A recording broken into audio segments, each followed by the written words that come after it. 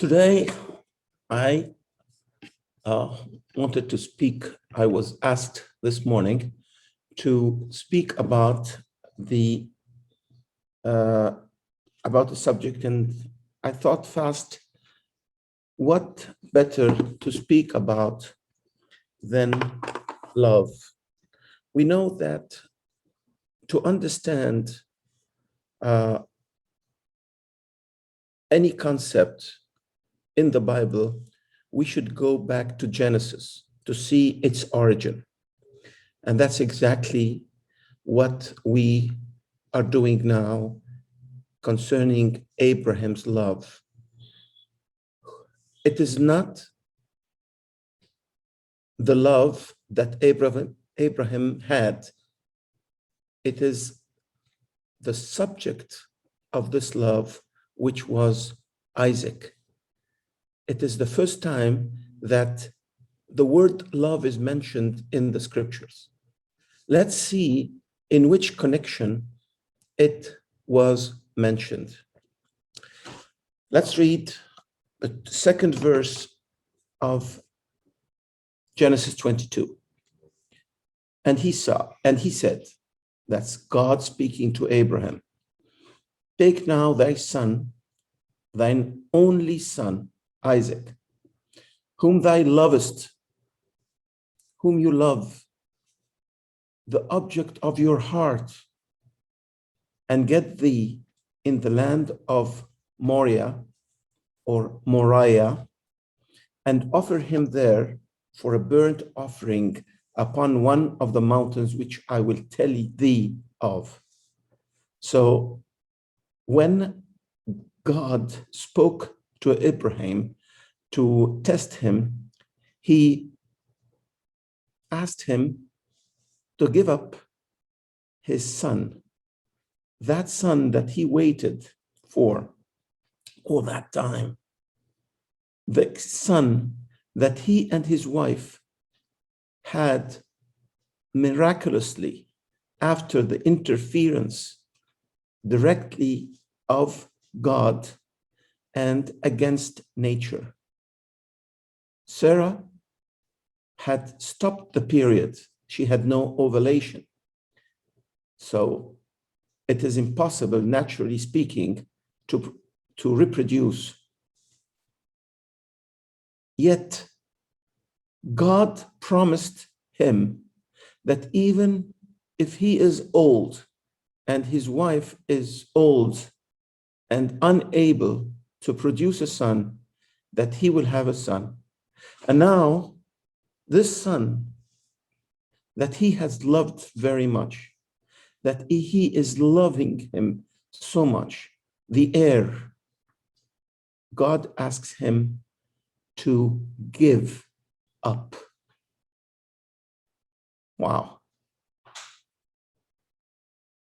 Actually, God was starting to reveal a part of what he was going to do in the future. The Father, loving his Son, God will give away his Son for us. A word that also strikes is your only son. We know that Ishmael was 14 years older. This was the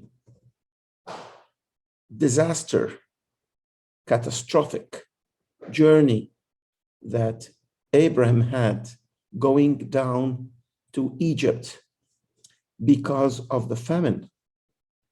And when he went there, geographically speaking, he went southward. But it was not only geographically, it was also spiritually. He was going down in all the sense of the word. He went down because of his poor state of soul when he saw that things were not going his way naturally. So he thought he'd go to the world, to Egypt, and seek refuge there. everything went wrong. When he went there, they got with them the maid Hagar, the mother of Ishmael. Later, Sarah gave her maid, her servant, to Abraham, trying to help God in having an offspring. Big mistake. A mistake that the people of God will pay until he comes back. He got to his offspring through Isaac, the enemy, people that will hate his offspring. We see that even now.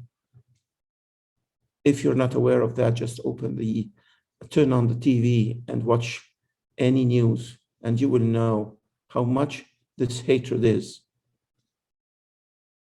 It was when Abraham went down also that Lot saw the Egypt and saw the great civilization of Egypt and was intrigued with it, and his heart was inclined to it.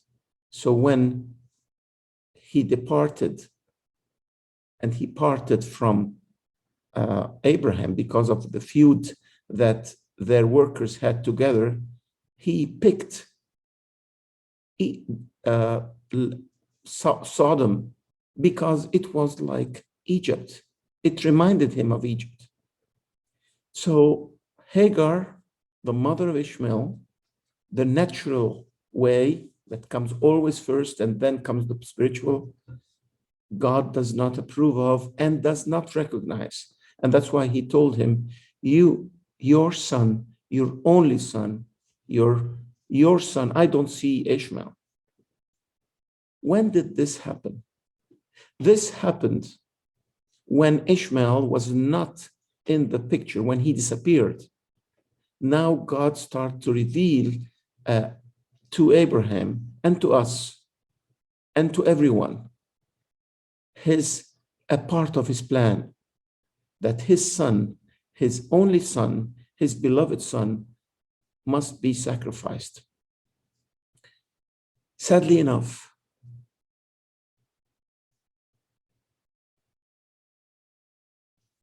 or actually, fortunately, in that case, Abraham was very swift.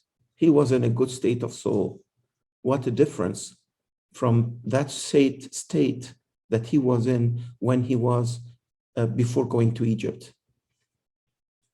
And this is what we should take care of, dear brothers and sisters, that we could be in a very good state and later in a very bad state. So we have to be very careful. We have to take heed. We have to be cautioned that no one is above failure. The saying goes, it is human to err. And it was a big error for Abraham to go down to Egypt. Okay, now let's see a very important place, a word that God commanded Abraham to do. He said, whom thou lovest, and get thee into the land of Moriah. It was not anywhere. It was in the land of Moriah. This is the place that God has chosen. God has chosen that place because this is the place that he wants later Solomon to build the temple. You see, brothers and sisters, we cannot worship anywhere we want. We cannot present a sacrifice where we like, in a place of reference. Absolutely not. We should be at that place. the place that God commanded us to be at. It is a place you will see later as we carry on in the word that it was imperative that he goes to this very spot. Of course, in the Old Testament, it is a geographical place. Now it is a spiritual place. It is this place where we are gathered to the Lord's name, his precious name.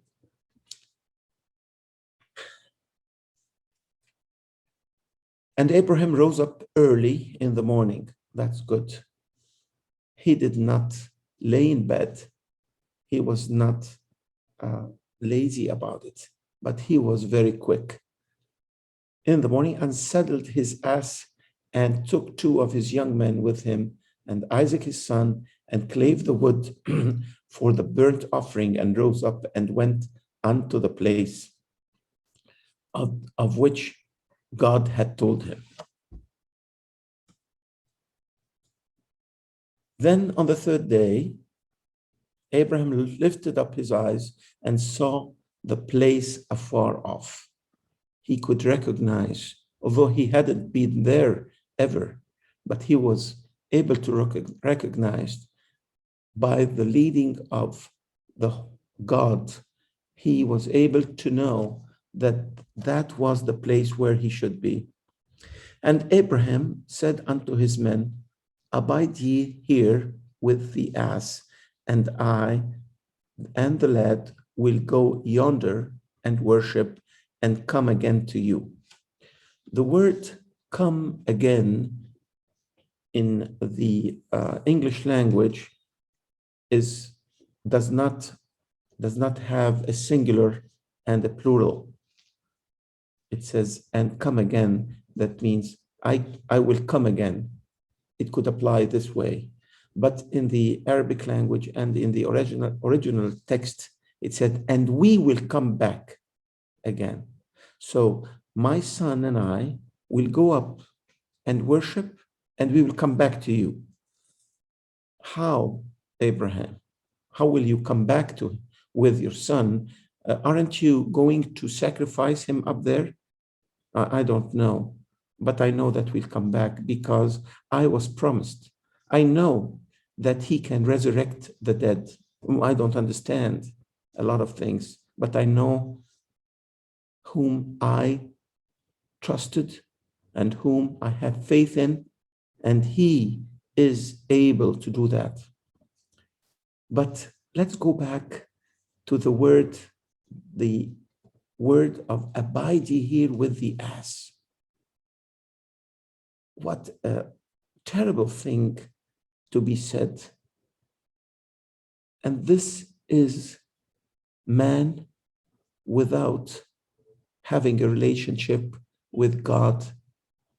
He is similar to the ass. He is similar to the animal. Let's see another rendering. I'd like to turn to Genesis 34, 5, the verse. This is the story of Dinah when she went out to see the daughters of the land. She left the protection of her father and went out. What were her brothers doing at that time? They were with the cattle, with the animals. Let's read the verse. And Jacob heard that he had defiled Dinah, his daughter, and his sons were with his cattle in the fields. This is the state of a person away from God. He is in with the cattle, with the ass. He is in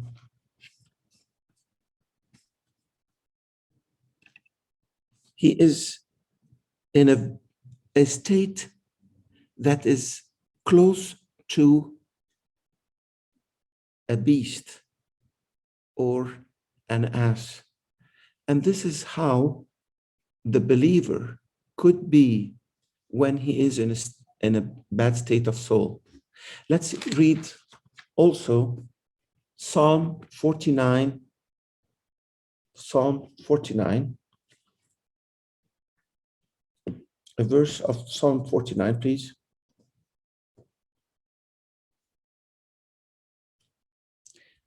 Verse 20. Man that is in honor and understands not is like the beasts that perish. This is a human being when he is not in the center of the will of God. If he has no relationship with God, he stays with the ass. If he is a member of the people of God, but he is occupied with the world, in the fields, with the cattle, he is in honor, yet he understands not. He has no understanding. That was the state of those unbelievers, those two lads that he took. Going back to our story, and Abraham took the wood of the burnt offering and laid it upon Isaac his son, and he took the fire in his hand and a knife, and they went both of them together. And Isaac spoke unto Abraham his father and said, My father.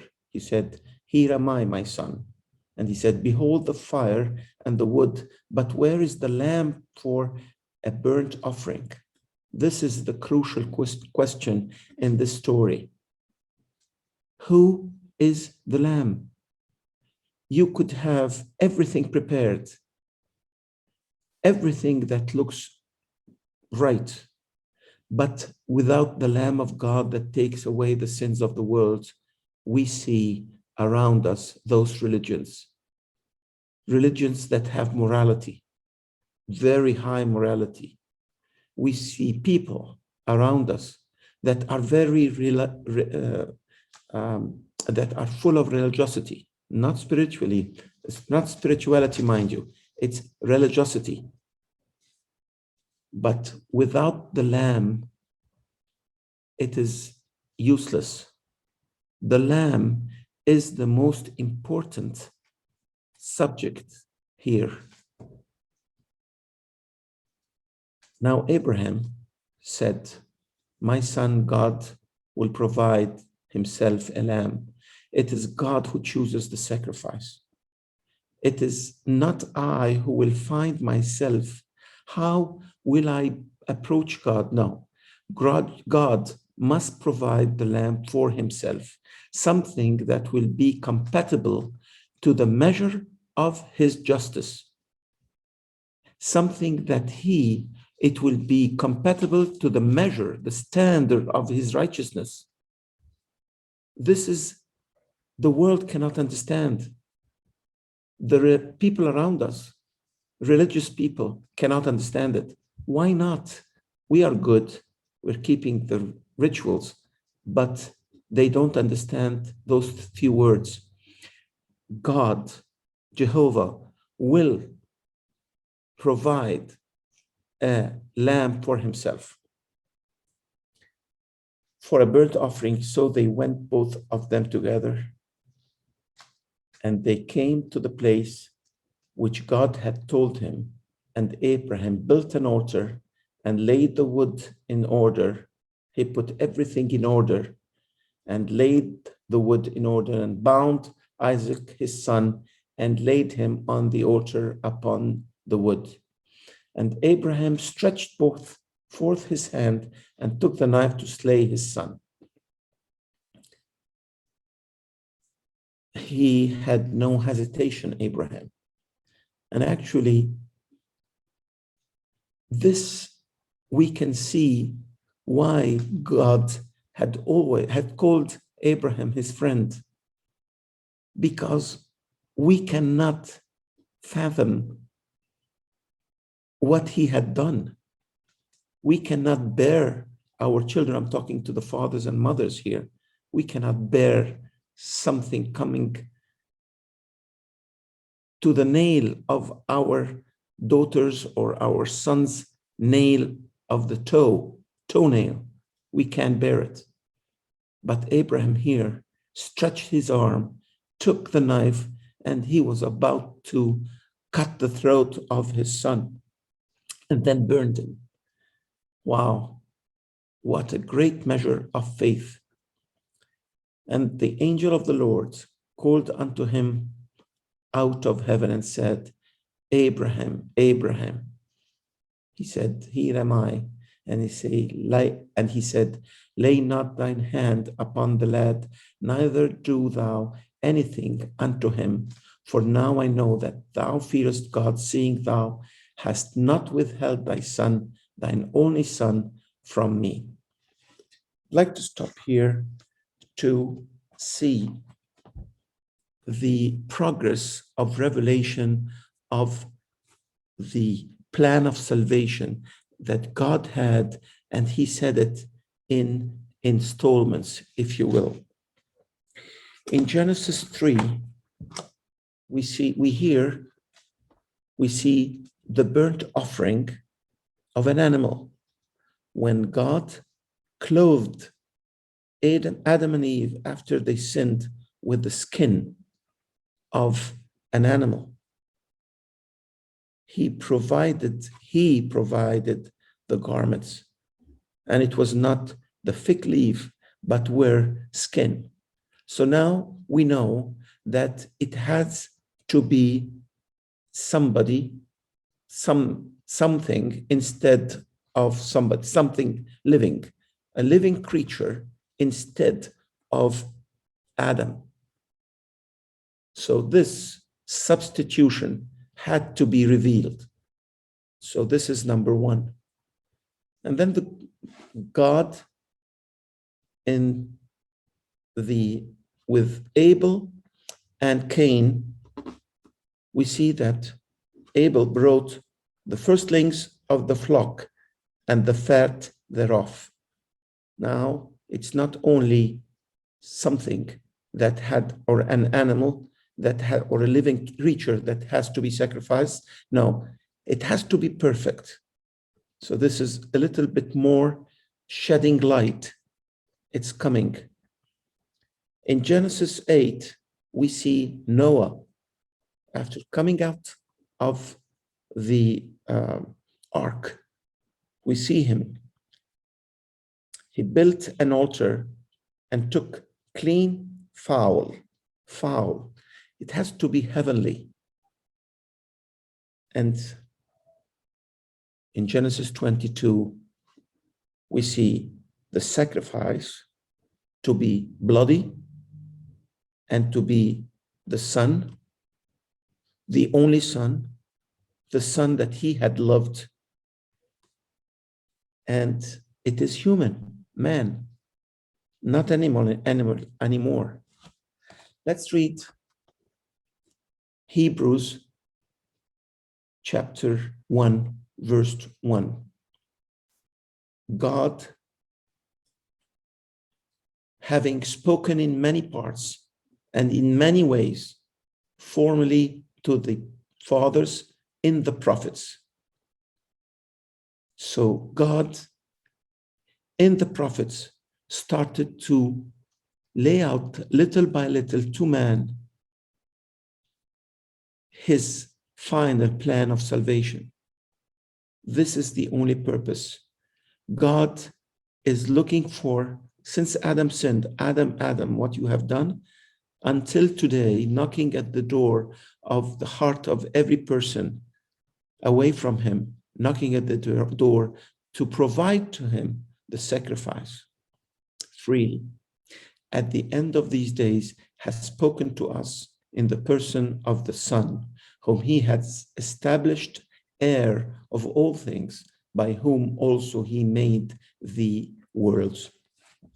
So we see the plan laid out and God the Father. So now God asking his son, asking Abraham to give his son, just to show the final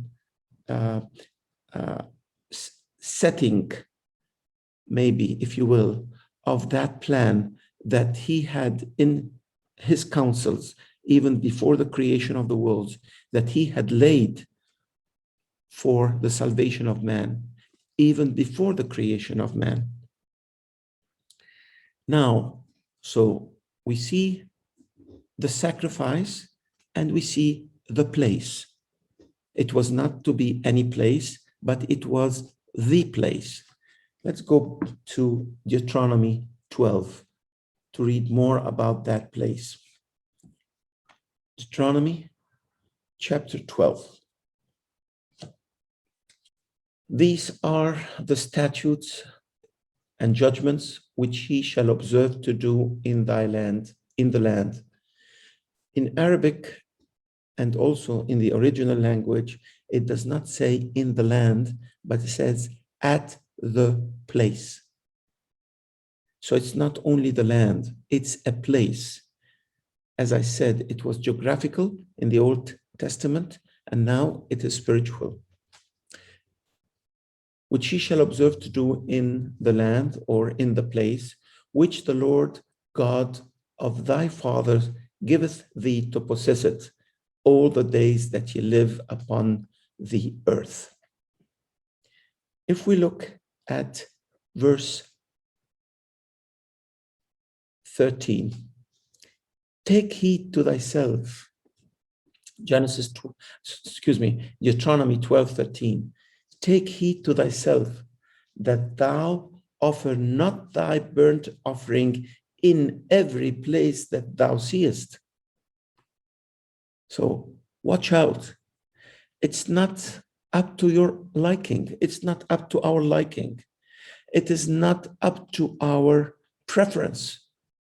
It is the place. So God provides here two things.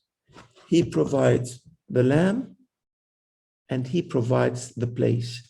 He gave the place to the people of Israel that they should possess it. Going back to our story in Genesis 22, we read that after that, and Abraham lifted up, verse 13, and Abraham lifted up his eyes and looked, and behold, behind him a ram caught in a thicket by his horns. And Abraham went and took the ram and offered him up for a burnt offering instead of his son. If Abraham went elsewhere, where would be a lamb caught up in the thickest? You see, we have to obey. We have to obey in all details because God has a plan and this plan has to be carried out. And Abraham called the name of that place. Here, the rendering is correct. Jehovah Jireh, or God sees, or God provides. And it is said to this day, in the mount of the Lord, it shall be seen. That over there, God has seen, God has provided a lamb or a subject for the sacrifice.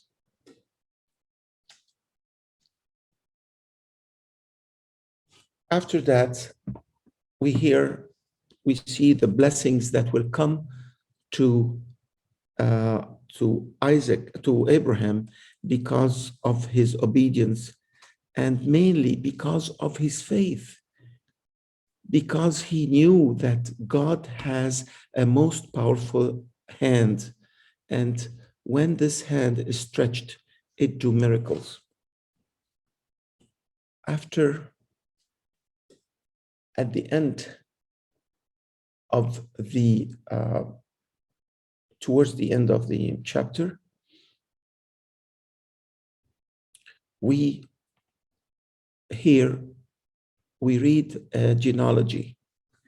This genealogy, it starts in verse 20 and it reaches in 22 and 23, and Bethuel begat Rebekah. These 8 Milach did bear to Nahor, Abraham's brother. Now that the son is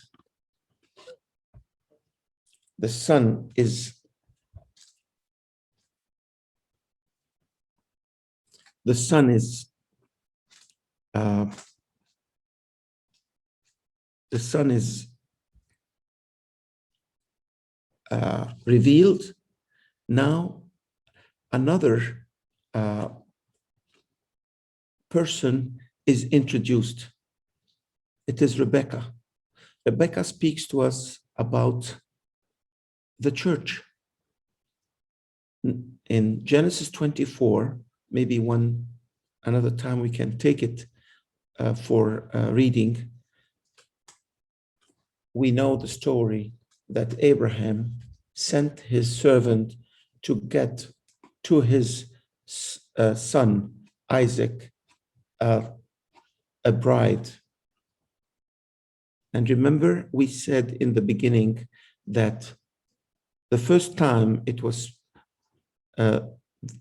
we read about the word love was the love of Abraham to his son.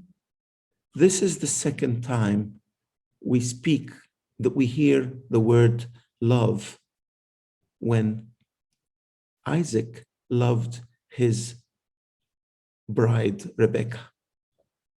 Like the church is the bride of the bridegroom, which is Jesus Christ. So we see in the beginning that after Ishmael is out of the picture and has disappeared, God started to reveal the last part of his plan of salvation. The plan was that the son, the only son, because God does not recognize but Ishmael, he asked the son that Abraham loves to be presented on the altar. And we see that the faith of Abraham led him to know that both of them will go up to the mountain, to that very place that God has pointed out, and they will both come back. How? It's not their problem. It's not Abraham's problem. It is in the hand of the Lord. It is in the hand of God, and they trusted God for it. And the final thing is that as we see the progress of revelation of the plan that God had for mankind, for their salvation, we see it started by an animal, a bloody sacrifice, a perfect animal, and also a heavenly being, and finally it is son, and it's a subject of love. And when this was ended, after this plan was laid out, we see Rebekah appears because she also will be loved by Isaac.